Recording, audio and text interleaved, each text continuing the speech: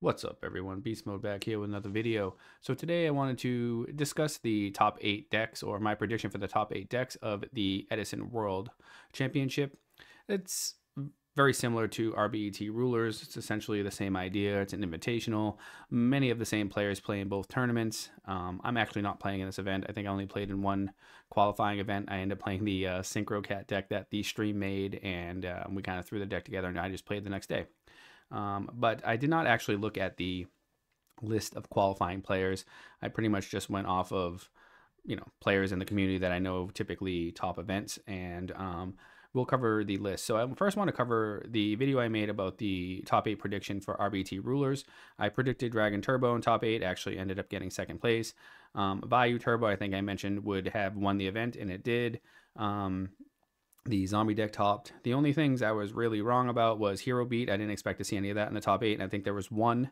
And then I thought maybe the Fish deck would have made the top cut. I think it was like one match away from making top cut, honestly. And then DV Hero as well was like one game away from making top cut. So very close. Black Wings topped, Bayou topped, Hero Frogs topped, Dragon Turbo top. So pretty good. Also, the Fairy deck that had made it into top cut was a surprise. So today we're going to cover what my top 8 prediction will be in terms of decks. Not so much players, but although players heavily influence the decks that will top, obviously, if you're an extremely good player, I always use Snack as an example, playing Synchro Cat, then there's a chance that that deck can just make the top cut. From what I know, I do believe Ghost Rider is invited to both of these tournaments, so he's probably one of the better, or probably the best Dragon Turbo player. Hydro Pump as well, I believe, is in this tournament. So I do expect to see Dragon Turbo in the top cut again. The deck just is completely unfair, does unfair things. It can literally not interact with your opponent at all, can just play the game it wants to play. Obviously, it is far harder than what I believed even a year ago. This deck requires a lot of playing to figure out the right lines, and especially to play through the hands that just brick, and you're sitting there and you don't really know what to do. You have to have some practice with this deck. So I do expect to see one of these in a top cut, just because I know some of the players that may be playing this deck. And again, I have no idea who's playing what. Nobody messages me and tells me what they're playing. I'm just going off of past performances and deck choices. Next deck, Hero Frog. I do know that there are quite a few Hero Frog players. I believe 10-Foot is invited to this event. I'm not sure if he's playing this or Vayu or maybe something else, but there are quite a few Hero Frog players from what I remember, more so invited to this tournament than Rulers. So I do expect to see this in the top cut again. I don't recall if Fraser Smith is playing in this. I don't think he played in Rulers. He's quite busy. I'm not sure he even really plays in many online tournaments, but that would obviously increase the chances of this deck topping significantly just based on the players playing the deck. So I do expect that we'll see Frogs in the top cut. Again, this video is probably similar to the last because these are the better decks of the format. We have Blackwing. This deck is going to top again. It's the best, one of the best decks. That, in my opinion, Hero Frog, Blackwing, S tier decks. This deck has all of the unfair cards. It has little to no side deck hate at all that can really stop this deck. People are side decking in Dust Tornado to stop Black Wings. Like, literally all this card does is destroy one spell trap. Like, that's the big side deck card for a deck. The deck's broken when this is all you have to side deck against it. Of course you can put in a road or something, but I think this deck is going to be in the top cut, maybe one or two of them at least. And then we have Vayu. I do think that this right now is the best deck of the format.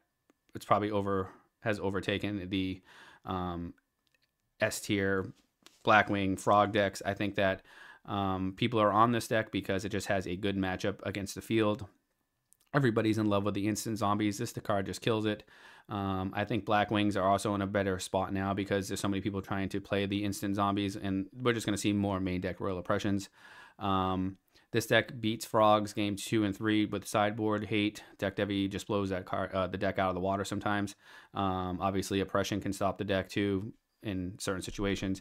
Pulling the Rug, Needle Sealing is a cool tech here, and then Vanity's Fiend. So I just think that right now, I think this deck has like the most wins. It just won Rulers, and I'm not saying that because of recency bias. If you watch my prediction video, I pretty much said the same thing. This deck has a shot at winning the whole event easily. And again, I don't care who's playing the deck. It doesn't matter really who's playing it. It's just the deck is broken at times. And I've always said this. The first time I started playing this deck for video content, I was so impressed in how well it plays and how well it's designed and built. There's been some changes. I think Dimitri had main decked one Icarus attack on his during his RBT run, but ruler run.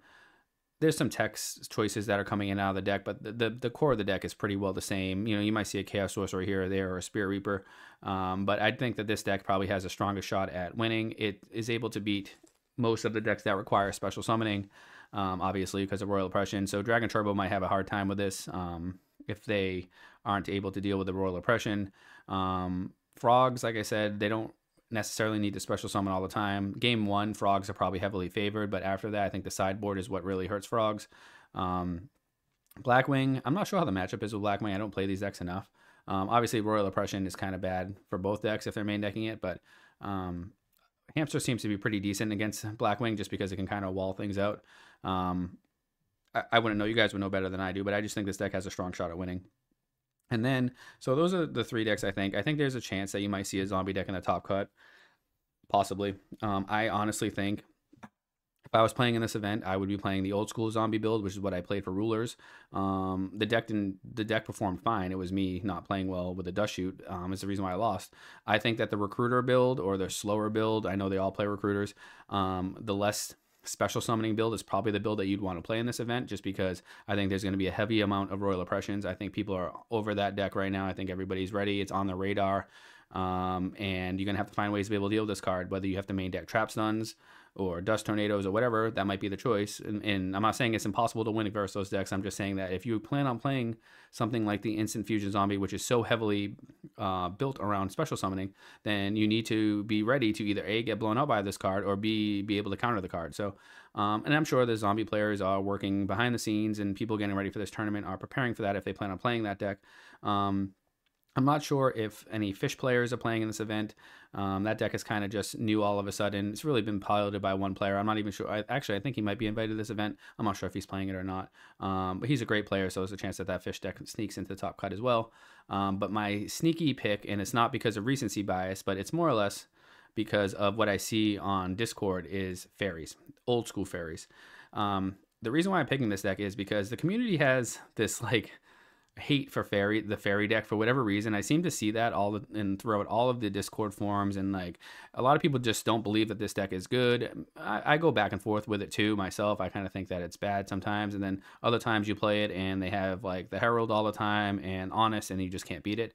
The reason why this deck I feel like has a shot at topping is because a lot of people will see the Carpath fairy deck and just top the Rulers tournament, and so recency bias is a big deal, right? Obviously, within the community, people want to play the new, and fairies all of a sudden haven't been played forever, and they make a top cut, and now everybody wants to play them. So I think that has some of the motivation within the community, and then you have the big group of people who just think that this deck isn't real, and then you have people that want to prove those people wrong.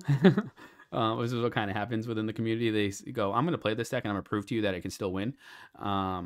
And there's a lot of Blackwing players, so this deck is pretty good against Blackwing from what I hear. I played this deck like a year ago at one Deck Devastators tournament. I had no idea what I was doing. I actually made deck Triple Freed. I call him, it's Fred for me anyway. I call him Fred, but Freed the Brave Wanderer. I play 3 of these. I like this card. It's probably overkill, but I just had a good time. The deck works. When it's rolling, it's pretty hard to beat, but it can also be very lackluster. It's a struggle because there's really no easy +1s aside from Fred or Freed. So that's why I like 3 of these, because you can just slam this card and you kind of get a +1. But you have to kind of grind for everything, and it's not easy to play. But if you play Blackwings all day, this deck's probably the best choice you can pick. And I just think that there's a lot of people either A, going to play this deck, or B, want to prove that this deck can still win. So it's kind of depends on where you are. I think it'd be cool to see an old school fairy deck make the top cut, kind of like last year Rulers, and then again this year Rulers. I think there was only one player playing it, and they topped. So do I think that this deck is the best deck in the format? Absolutely not.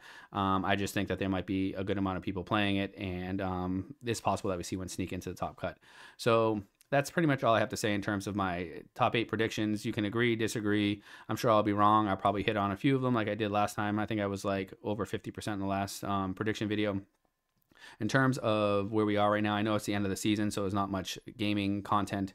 The War League is going to be scheduled to start after early 2024, we are going to sit down and figure out the exact dates. A lot of players are able to play in every event, or some players are not able to play in a lot, like myself. So we kind of wanted to separate between Edison and GOAT League. They both ran at the same time last year, and it was a lot for some people who wanted to play in both, myself included. And it's kind of nice to both have dedicated seasons. I think GOAT runs twice a year, where Edison seems to be running maybe once a year. Also, the BCS tournaments will start up in January again.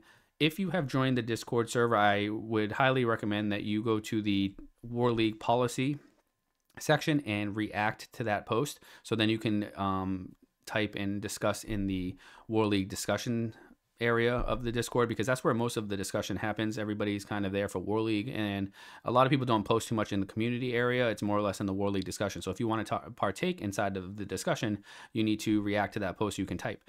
Of course, join the Discord server. We're going to be having the tournaments, War League, and with that being said, I'll see you on the next one.